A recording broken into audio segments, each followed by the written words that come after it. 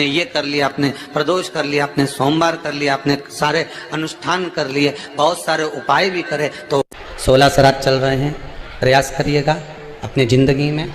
अगर दिया लगाने जा रहे हो, बाती लगाई है आपने मंदिर के अंदर, तो कुछ देर बैठिए, कुछ देर स्मरण करिए। हमारे यहां तो यहां तक कहा गया है कि किसी मुर्दे को अगर जलाया भी जाता है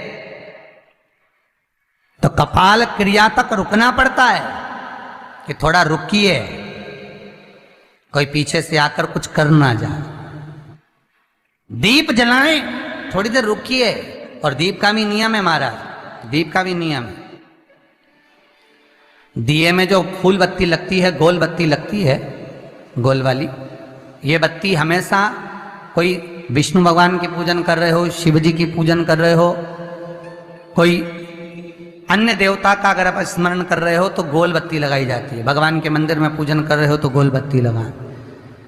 लंबी बत्ती, लंबी वाली जो बत्ती होती है, लक्ष्मी की पूजन में, देवी पूजन में, जितनी भी माताओं की आप पूजन करोगे, जितनी भी देवियों का आप स्मरण करोगे, उसमें लंबी बत्ती का प्रमाण है। पितरों की पूजन में लंबी बत्ती का प्रमाण है। पितरों को कभी गोल बत्ती नहीं लगती। आप मटके के पास में, परिंदे के पास में, जल के पात्र के पास में कोई भी अगर दिया लगाएंगे तो वहां गोल बत्ती रखकर लगाएंगे तो घर में लक्ष्मी नहीं टिकेगी। कई लोग कहते हैं कि परिंदे के पास, मटके के पास में, पानी के स्रोत के पास में जहां जल भरते हैं, हंडा रखते हैं, टंकी रखते हैं, वहां पर मटके के पास बत्ती लगाओ, दिया लगाओ, पितर शांत रहेंगे। तो पितरों को शांत करो, मना नहीं है, पर दिया लगाने का नियम है कि पितरों को अगर आप दिया लगा रही हो मटके के पास, परिंदे के पास, या अमावस्या के दिन पितरों के लिए अगर दीप लगा रही हो तो गोल बत्ती अगर लगाओगी तो कार्य कभी सफल नहीं होगा। धन आएगा जाएगा, टिकेगा नहीं। इसलिए पितरों के लिए अगर दिया लगाना है, पूर्वजों के लिए दिया लगाना है, पितरों के लिए अगर दीप लगाना है तो लंबी बत्ती लगाइए, लंबी बत्ती। महाराज, लंबी बत्ती का प्रमाण हमारे यहां शास्त्र करते, गोल बत्ती का प्रमाण। और सुंदर चरित्र कहा, यदि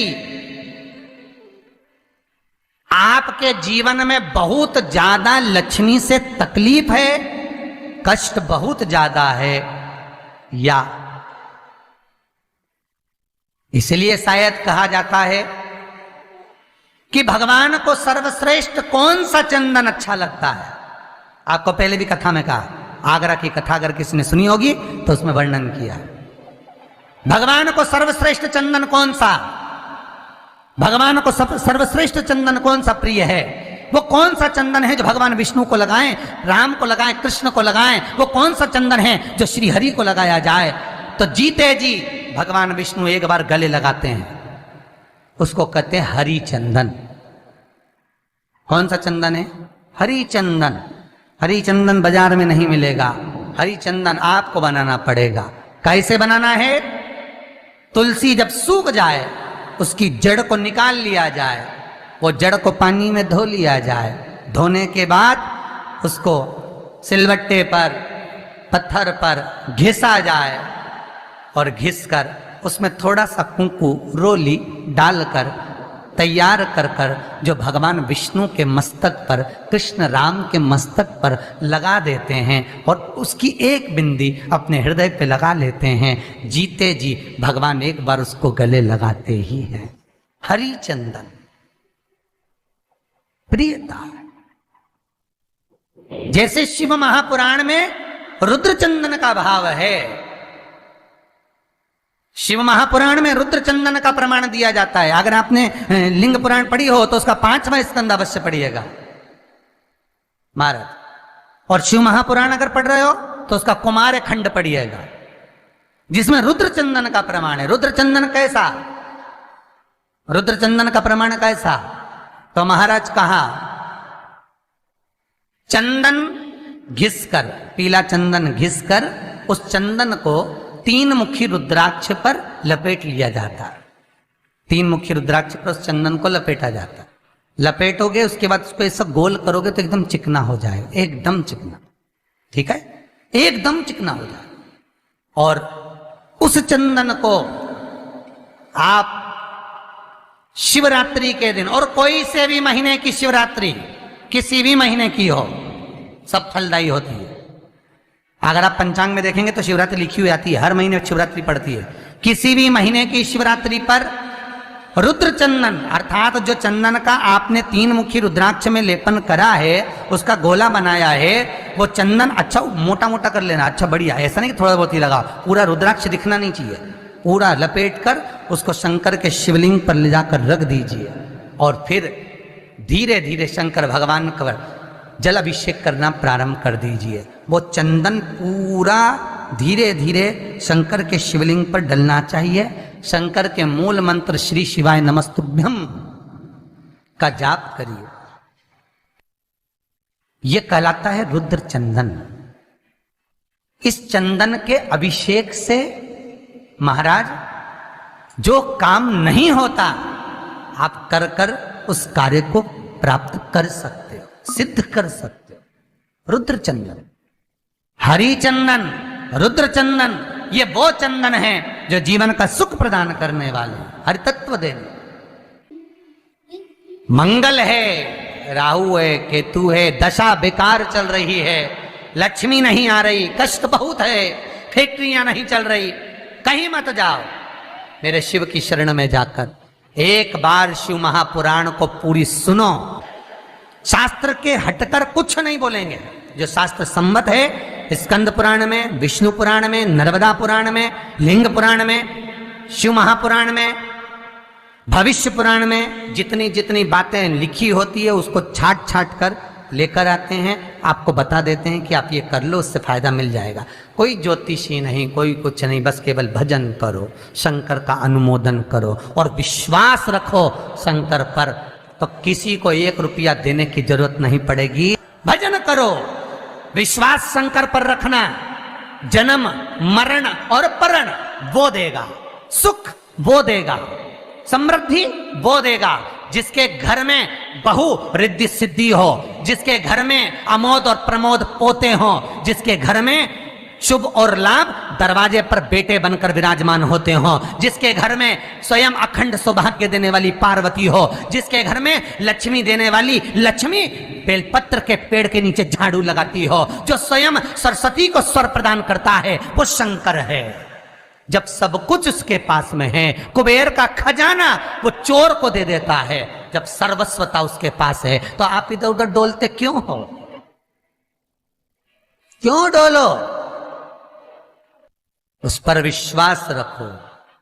वो शंभु, वो शंकर, वो त्रिकालदर्शी, वो कैलाशी, वो अविनाशी सुख देगा, आनंद देगा। पाने का तरीका केवल उसको रिझाओ।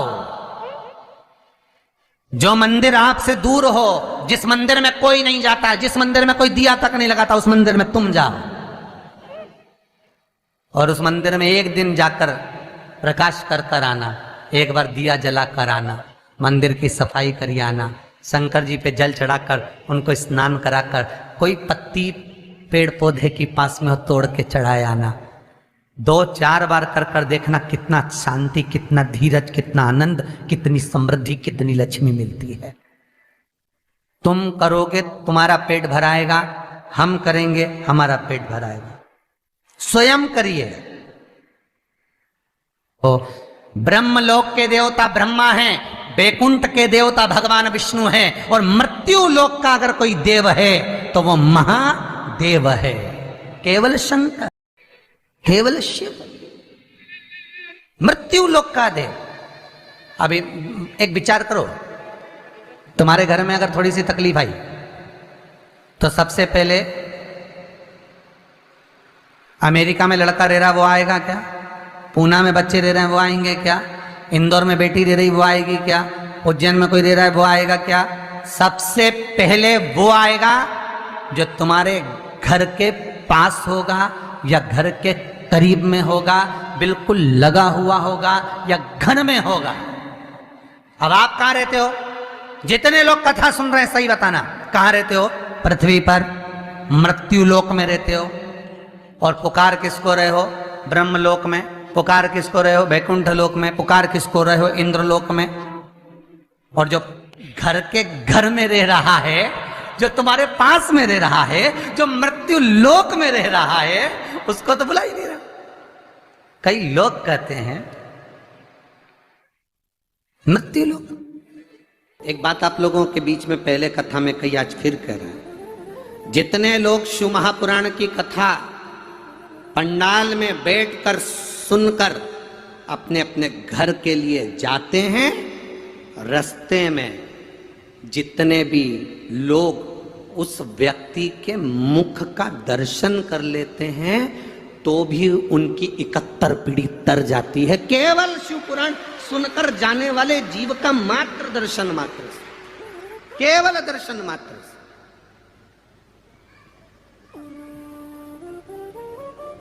शिव तत्व में इतना इतना रस तत्व जुड़ा हुआ है। लोग कहते हैं शंकर है क्या? हमसे लोग कहते हैं आप ये बेलपत्री कहते हो, बेलपत्री खाओ, बेलपत्री रखो, बेलपत्री। हम तो कहते हैं देखो, दर्जी होता है ना, तुम्हारे गांव में है दर्जी? दर्जी जब किसी का कुर्ता सिलता है ना, किसी की शर्ट सिलता है ना, उस शर्ट में, उस कुर्ते में जो जेब लगाता है ना दर्जी, वो जेब दर्जी कभी भी सीधे हाथ की ओर नहीं लगाता। दर्जी हमेशा जेब उल्टे हाथ की ओर लगाता। आप लोग को शर्ट पहने हो, शर्ट में जेब कहां पर है? उल्टे हाथ की ओर। दर्जी जेब लगाता है तो उल्टे हाथ की ओर लगाता है। क्यों? दर्जी ने भी अपने गुरुओं से, दर्जी ने भी अपने गुरु से, ये जितने भी दर्जी समाज होती है, दामोदर समाज होती है, इन्होंने गुरु टेकचंद जी महाराज जी से, देखो दर्जी समाज के जो गुरु हैं श्री श्री 1008 टेकचंद जी महाराज, उनसे उन्होंने सीखा होता है कि जेब उल्टी साइड में लगाई जाती है। उसका कारण क्या है? उसका केवल एक कारण है कि उल्टी साइड में व्यक्ति का दिल होता है, उल्टी साइड में व्यक्ति का हृदय होता है। तो दिल जो होता है उल्टे साइड में, जब हम बेलपत्री या भगवान का प्रसाद या भगवान की गीता जी या भगवान की माला अपनी जेब में, हम नीचे तो रखते नहीं क्योंकि नीचे का हिस्सा तो श्रेष्ठ नहीं माना गया, तो ऊपर हम जब जेब में रखें तो ये बेलपत्री हमारे दिल के करीब में रहे तो हमारा कल्याण कर